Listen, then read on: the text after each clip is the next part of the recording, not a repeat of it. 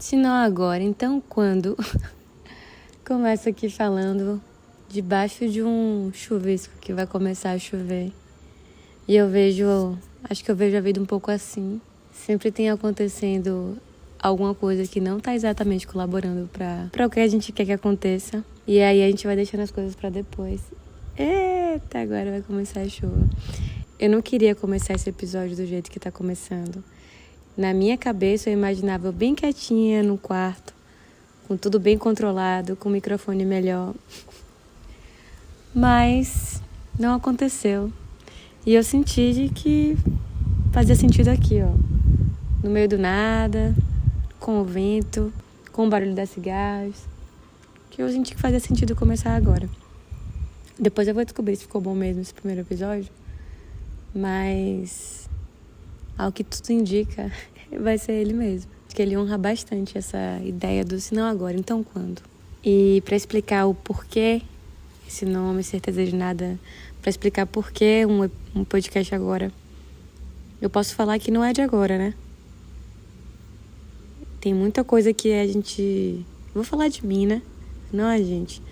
Tem muita coisa que eu fico gestando assim dentro da minha cabeça, do meu coração, mas que parece que nunca é hora para começar. Esse podcast, eu penso nele desde 2019. Não sei se Caio vai lembrar. Eu falei com alguns amigos na época, quando eu morava em São Paulo. Mirabolando, sabe? Quando você não tem compromisso de ser nada real. Quando você pode só sonhar, só pensar da melhor maneira que você gostaria que acontecesse. Eu me permiti sonhar. E depois eu embalei em algum lugar aqui dentro de mim, guardei. E nunca mais toquei nisso. De tempos em tempos ele volta, mexe comigo, flerta ali. Eu vejo o podcast de alguém e eu falo, aquela pessoa fez. Ela foi lá e fez. Eu guardei. Não é hora, não é momento. E eu vou percebendo que faço isso com um monte de coisa. Eu já ouvi por aí amigas minhas falando, nossa, você realiza demais, você faz muita coisa. Menina, você fala isso porque você não tem noção da quantidade de coisa que tem na minha cabeça. Porque a sensação é que eu tô fazendo, mas que tem um monte de coisa ainda guardada. A minha sorte é que a vida é imensa. Acho que é a nossa sorte. E que a gente não precisa ser tudo ao mesmo tempo. Mas um dos motivos que me fez empreender é perceber que as coisas não acontecem, né? Sozinhas. A gente tem que ter um empurrãozinho. Às vezes, esses empurrãozinhos são coisas, situações que alavancam. Às vezes, esses empurrãozinhos são pessoas. E essas pessoas são as melhores pessoas. E esse episódio começa assim. O podcast começa assim. Com essa declaração, essa confissão de que isso aqui rodava a minha cabeça há muito tempo. Vocês já entenderam o porquê do nome do episódio? Porquê do se não agora, então quando? Mas queria falar sobre o certeza de nada, né? De onde é que vem isso? O nome certeza de nada vem porque uma das coisas que eu mais me orgulhava quando eu era mais nova era ter certeza. Eu achava incrível ter certeza. Era o ápice da pessoa, sei lá, sábia, inteligente. E ao longo da minha vida eu fui entendendo, pelo menos na minha percepção, que o mais legal é justamente o contrário. É você se permitir revisar seus pensamentos e poder mudar de ideia.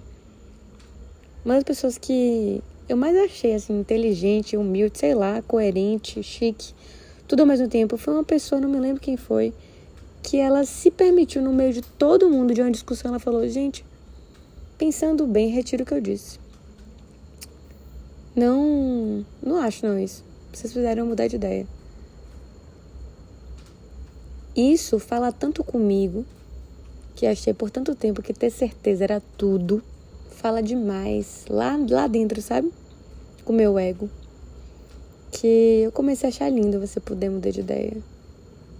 Eu comecei a achar lindo você poder entender que você pode mudar de ideia e você falar isso sem se encanar, sem ter vergonha. Que loucura ter vergonha porque você muda de ideia. Mas é assim. A maioria das coisas que eu falo, que eu escrevo, que eu questiono, vocês sabem que é pra mim, né? Eu falo isso nos textos. E eu acabei de perceber que eu nunca me apresentei. Você não tem a obrigação de saber quem eu sou, então vamos lá. Meu nome é Luísa, eu tenho 32 anos, sou escritora, poetisa, design de joias, advogada e eu acho que no final de tudo, eu acho que eu sou só comunicadora. Eu acho que comunicadora é um bom resumo do que eu faço nessa vida. E os instrumentos que eu acho para me comunicar, eles mudam. Mas no final é sobre comunicação. E esse podcast é um jeito de me comunicar com férias da minha estética. E eu vou falar porque, assim, o universo da marca e o próprio universo da rede social também, mesmo do meu Instagram pessoal, ele é carregado de imagem, sabe? De símbolo. Eu sou muito detalhista. Então, até para um vídeo que parece despretensioso, a gente tem que pensar no ângulo, na imagem, na roupa, na minha expressão facial. Às vezes eu não me perdoo, sabe? E eu queria um espaço para eu falar sem pensar muito. Só para eu desaguar, sem me preocupar com a roupa que eu tô. Inclusive, eu tô com a roupa do dia da hora que eu acordei. E cabelo amarrado, meio desgrenhado, mas tudo bem, porque eu tenho coisa para falar. E eu queria me sentir confortável de fazer isso, sem criar mais obstáculos. Eu já não crio tanto obstáculo, a gente não é tanto sabotador dos nossos sonhos. Eu queria só poder falar, só poder ir. Sem que tivesse que pensar tanto. Sem que deixasse que meu próprio pensamento fosse um filtro. Um maior filtro, uma sabotagem mesmo. E daí vem certeza de nada. Então, vocês já sabem que é as férias da estética, um lugar para questionar. E, por fim, um lugar que eu não prometo muitas coisas, porque vocês sabem que eu não tenho certeza. Então, é um lugar de experimentação. Eu quero falar do que me surge, do que me toca. Quero falar, talvez, trazer uma coisa que me pedem já no Instagram, que é recitar as poesias. Se alguém gostar disso, depois me manifeste, fale comigo e tal. Porque é uma coisa que eu não consumo muito, mas muita gente fala que foi ouvindo minhas poesias no áudio só. E eu achei isso um barato. Talvez tenha convidados, talvez não tenha. Como eu te falei, estou testando. Sem grandes expectativas, tá? Voltando para esse lugar do sinal agora, então, quando eu queria falar sobre grandes momentos da minha vida que eu senti que eu vivi esse vai ao racha, sabe? Eu ainda tenho muitos sonhos. Graças a Deus. Graças a tudo que permeia, as pessoas que passearam minha cabeça, enfim. Mas existiram momentos de disrupção, eu acho. Esses momentos vai ao racha mesmo que a gente sente. E um dos principais momentos pra mim, me mudar de casa, mudar de cidade, tentar uma nova profissão. Foram momentos que mexeram muito com a minha autoimagem. Tipo, a história que eu me conto. Então vai mudar, né? Eu me contei tanto tempo a história que eu era advogada, então agora vai mudar a história que eu vou me contar. Vou me contar agora a história que eu sou comunicadora, vou fazer comunicação, vai mudar a história. Será que eu tô pronta pra mudar essa história que eu me conto? Porque assim, eu vou mudar a história que eu conto pras pessoas, mas primeiro eu sinto que eu tenho que mudar pra mim mesma. Isso às vezes é difícil. Às vezes a gente não tá convencido de que a gente realmente é essa coisa. E assim, nos meus casos, posso falar por mim, eu nunca estava 100% convencida. Nunca existiu, eu sou isso. Me chamar de escritora, por exemplo, só veio depois de um monte de gente falar, porque ela é escritora, porque você é escritora, né? Então você escreve, então você é poetisa. E eu falei, eu acho que eu sou, então. Às vezes o último reconhecimento vem da gente. Isso é maluquice. Mas enfim, essa questão do se não agora, então quando, vem desses riscos que eu tomei. O mais recente que eu penso foi a coragem de empreender. Não sei se é coragem, tá? Esse nome. Mas era uma coisa que urgia assim na minha cabeça. Já namorava essa ideia há muito tempo. Eu postei agora, não sei quando é que esse episódio sai, mas eu postei agora no Instagram, falando de que há 10 anos atrás, eu tinha esquecido disso, eu já tinha empreendido, estava empreendendo com a brigaderia com minhas amigas. Foi uma das épocas que eu mais trabalhei. Eu lembro do aniversário do meu pai, eu nem dormi, porque eu passei a noite fazendo brigadeiro pra festa dele. Eu estagiava 8 horas, tava fazendo TCC de Direito, fazendo comunicação e inventei de ter uma brigadeiria. Porque aquilo me preenchia de um jeito que nada mais me preencheu. Então, naquela época, eu já sabia que eu gostava muito dessa parte.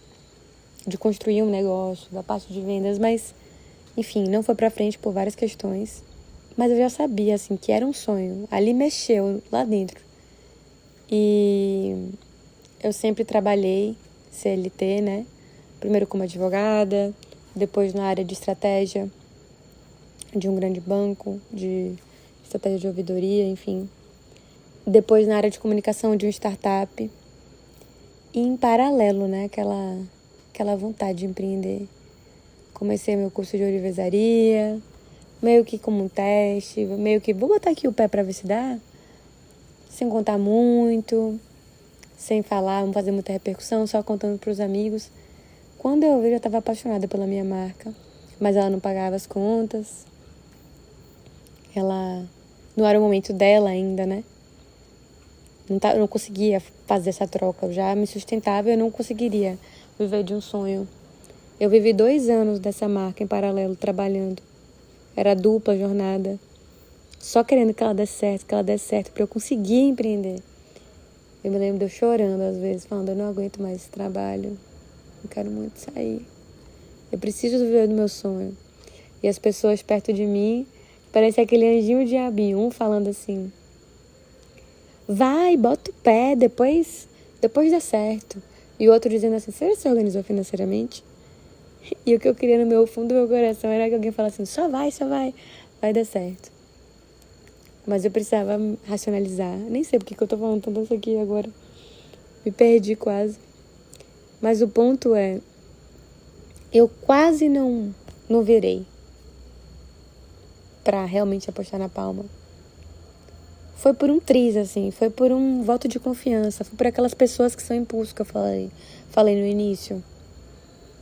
Foi por o teste, foi por ver no rosto das pessoas alguém dizendo assim, vai dar certo. Foi por eu ver também os resultados acontecendo, né, financeiros. Foi por eu me organizar. E foi principalmente por eu me falar essa pergunta, assim, se não agora, então quando? Vai melhorar? Eu vou ter mais tempo depois? Eu vou ter coragem de tomar esse risco? Porque assim, agora sou só eu. Se eu me ferrar, etc., sou eu e Deus. Não tenho dívida, não tenho filhos. Não que não dê pra empreender com filhos, mas na minha situação eu acho que eu ficaria mais medrosa de dar algo errado. E aí foi uma pergunta dessa que fez eu falar, então eu vou. Então o que pode dar errado? Tudo. Mas eu tenho pra onde eu voltar. Eu tenho pra quem conversar, eu tenho uma base, eu tenho uma rede de apoio. E foi o que me deu coragem, sabe? Essa perguntinha. Essa pergunta gancho, essa pergunta impulso. Eu não acho que tudo deve ser vivido ao mesmo tempo. Eu não acho que a gente tem que viver também tudo. Eu acho que tudo é um sopesamento, né? Mas tem aqueles sonhos. Tem aqueles sonhos que a gente às vezes não conta pra ninguém, que mexe lá no coração. E tem um ponto interessante, essa questão da pessoa que a gente se conta, que eu acho interessante, que é assim, eu precisava saber se alguns sonhos que eu falava, esse, por exemplo, do podcast, se eu me via como uma menina que sonhou com podcast, eu era uma menina que eu sonhei com podcast, ou se eu sou essa menina. Eu sou essa menina do sonho, que sonha no presente, ou sou aquela menina que sonha com podcast. Porque às vezes a gente fala isso também, pra gente se lembrar que a gente foi ela. Eu fui aquela menina, eu fui aquela pessoa sonhadora. Isso povoou meus sonhos. Ou eu sou ela. E tudo bem ser. Isso não me envergonha. Quem é você pra falar também do meu sonho? Às vezes o sonho é uma besteira, né? Às vezes o sonho pra alguém é ir à praia. Mas a praia já existe, a praia existe desde que o mundo é mundo. Mas pra ela é o sonho. E quem é você pra dizer o que é o sonho de outra pessoa? Quem sou eu? Né? Tipo, quem somos nós pra medir? Por isso que às vezes a gente não partilha tanto, né? Eu acho que faz sentido também de saber com quem compartilhar, com quem dividir, observar, Acho que a idade tem me feito mais observadora também. Eu senti que isso é uma outra coisa. Gente, eu tô percebendo que meu podcast é um pouco de desvarios também, né? Tava conversando com o Jucas, uma amiga minha, como quando eu era mais nova, eu achava que o mundo era muito sobre falar. Falar, saber se comunicar, conversar, que o relacionamento era muito sobre falar. Será que é polêmico que eu vou falar agora? Mas enfim, que no relacionamento mulheres se comunicam melhor, que a gente consegue conversar, que a gente coloca os assuntos em cima da mesa, né? As cartas na mesa. Como se fosse incrível. E é. E óbvio que tem exceções, mas eu continuo achando incrível. Só que eu caí na armadilha, porque eu acho que tudo tem o ponto forte e a armadilha. Eu caí na armadilha de achar que tudo tem que ser falado. Tudo se resolve conversando, que a palavra é a solução. Por eu ser apaixonada pela palavra, né? Aí eu apliquei a minha crença no que eu achava que era perfeito. Lá vai minha certeza, a senhora da certeza. Luizinha da certeza. Não, a palavra é a solução. É só a gente chegar a conversar. Se você não está conversando comigo, você está errando. Se você não está conseguindo botar em palavras, você está errando. Eu li recentemente, acho que tem uns 3 meses ou menos, uma psicanalista que eu sou fã. Se você me acompanha, ou se você é meu amigo, ou qualquer coisa, você já deve ter ouvido falar de Esther Perel, uma psicanalista, acho que ela é belga, que eu sou absolutamente obcecada por ela, porque eu acho que ela é muito inteligente, assim. E ela fala assim, as mulheres foram educadas... Meu Deus, tomara que eu esteja falando certo, porque eu não peguei essa citação, com certeza. Mas, digamos, ela fala nas minhas palavras isso aqui. As mulheres foram educadas a falar, a usar a linguagem, né, verbal, a verbalizar, a dar nome. Tem várias questões aqui, né, culturais, enfim, não vou entrar exatamente nesse pilar, mas eu sinto isso no meu relacionamento também, nos meus relacionamentos. E os homens não foram tanto estimulados por essa linguagem verbal, para dar nome às coisas. Tem até um podcast que tem esse nome, eu acho genial. A falar sobre isso, a externalizar emoções. Eu acho uma pena, mas enfim, não foram. Mas eles sentem muito com o corpo. O corpo deles fala muito. Muita coisa também é absorvida pelo corpo. Isso também é um jeito de se comunicar. E eu falava, antes de eu ver ela falando isso, eu tratava com um pouco de arrogância. Ó, eu tô entendendo o que eu sinto, eu estou falando, você que não sabe falar, você que não sabe conversar, seu jeito de resolver não é válido. Eu invalidava. E hoje, eu vejo que nem sempre o falar resolve alguma coisa. Às vezes eu eu tenho que dar uma pausa, assim. Não precisa ficar verborrágica, não precisa ficar louca das palavras, não precisa traduzir tudo, não precisa escrever tudo. Você pode só sentir. Você pode sentir, você pode abraçar, você pode olhar, você pode aguardar, você pode deixar que algumas coisas se desenrolem. Você pode observar o seu corpo. Você não precisa necessariamente racionalizar e transformar em um texto. Não precisa também ser completamente compreensível ou compreendida as suas palavras. Isso me fez perceber, assim, me fez dar um passo atrás nas minhas certezas e perceber como há uma certa beleza no calar também, no observar. Isso foi um pensamento que eu tive há pouco tempo. É muito recente essa mudança de ideia. E eu me senti muito orgulhosa por chegar nela. Eu falei, caraca, tipo, cheguei nela. Que orgulho, sabe? De eu ter revisto uma percepção que eu acho que me tornava um pouco arrogante. Todos temos falhas, não é a última falha que eu parei de tratar. Mas essa foi uma que eu tive orgulho e foi muito, muito recente. Mas o que eu tava falando isso é essa questão do saber falar, saber calar. Nem tudo a gente precisa dividir com todo mundo.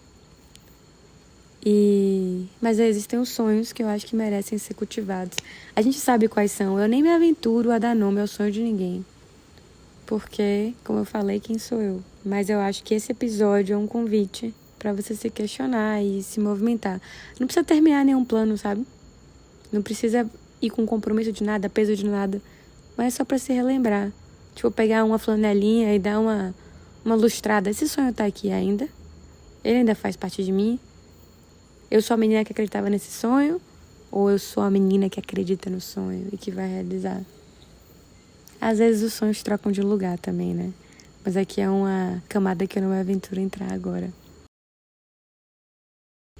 Tô achando graça de como eu tô conversando aqui sozinha, mas com alguém aí que tá me ouvindo ao mesmo tempo.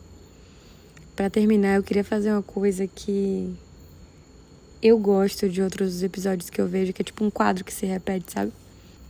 Esse meu quadro vai ser 2 coisas, 2 perguntas. Que é uma coisa que eu fiz pela primeira vez, recentemente. E a outra é a última vez que eu mudei de ideia. E a coisa que eu fiz pela primeira vez recentemente, eu fiz algumas coisas pela primeira vez, isso é muito bom. Mas a que eu mais me orgulho foi ter fotografado minha avó, de 94 anos, pela primeira vez, pro ensaio da Palma. Não sei como é que eu não tinha tido essa ideia antes, pelo amor de Deus.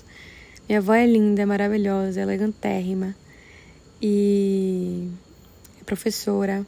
Quando eu cheguei pra fotografar, né, eu fotografo também, estavam lá, minha mãe e minha avó, conversando, se maquiando. Foi legal também essa parte. E sempre tem aquele começo que o gelo ainda tá sendo quebrado, né? Tá todo mundo meio assim, meio duro. Mas depois que ela desabrochou, que ela ficou tranquila, ficaram tão lindas as fotos, minha mãe e minha avó. Mas teve uma hora que eu achei muito especial, que minha mãe virou assim e falou pra minha avó: lembra, mamãe, que o seu sonho não era fazer teatro e você não pôde fazer? Olha o teatro aqui que você tá fazendo agora. Gente, eu falo isso aqui, eu já encho o olho de lágrima. Isso tocou em mim, porque eu falei, meu Deus, essa mulher de 94 anos, tantos sonhos ela deve ter tido, ela deve ter realizado, e alguns ela nunca realizou. E a gente tá falando aqui de sonhos agora de novo. E de algum modo, mesmo que pouquinho assim, por poucos segundos, ela pôde atuar aqui nesse ensaio. Atuando, rindo, sorrindo, performando. E eu gostei tanto de ver ela, assim, mexer tanto comigo. Ver essa mulher indo para outro lugar. E depois eu entendi, né, que talvez o meu avô não tivesse deixado, alguém não tivesse apoiado. Mas ela estava lá, tá vendo? Ela conseguiu. Com 94 anos, os sonhos dão um jeito de encontrar a gente. E eu fico muito feliz de ser uma ferramentinha nesse sonho. Não sei se tocou ela tanto quanto me tocou, mas me tocou demais. E a última coisa que é o último ponto do quadro, que é a última coisa que eu mudei de ideia, pode parecer uma besteira, mas é a minha besteira, que é eu sou meio rigorosa com algumas coisas. Eu não sou tão flexível de mudar de ideia em cima da hora, sabe? Eu tenho aprendido a ser assim, Felipe é muito assim. E eu tenho essa mania de achar que não vai dar tempo às coisas, de que eu preciso estar com a rotina. Eu não sou tão organizada, então que eu tenho que estar com a rotina, eu não posso desobedecer a minha rotina, não vai dar tempo. Eu racionalizo muito. E aí Felipe chegou assim, vamos pra praia? Aí eu falei, que horas? Ele, agora. E eu geralmente falo que não, porque não vai dar tempo, vai me impactar, vai me atrapalhar. Mas eu disse bora. Eu trabalhei alguma coisa na minha cabeça que eu disse bora. Querendo dizer não, eu disse bora. Me forcei. E foi tão bom. Foi uma correria, porque a gente ficou quase 24 horas. Acho que menos. Mas foi muito bom. Tanto é que a gente resolveu voltar e a gente tá aqui agora. E isso me inspirou pra falar com vocês hoje. E aí, nessa sexta-feira de meu Deus, eu tô aqui realizada, ouvindo o barulho da cigarra, dos pássaros, meu pé na grama e com um sorriso no rosto. Espero que vocês tenham gostado do primeiro episódio de Certeza de Nada. Tomara que você também tenha os seus sonhos e se pergunte, se não agora, então quando?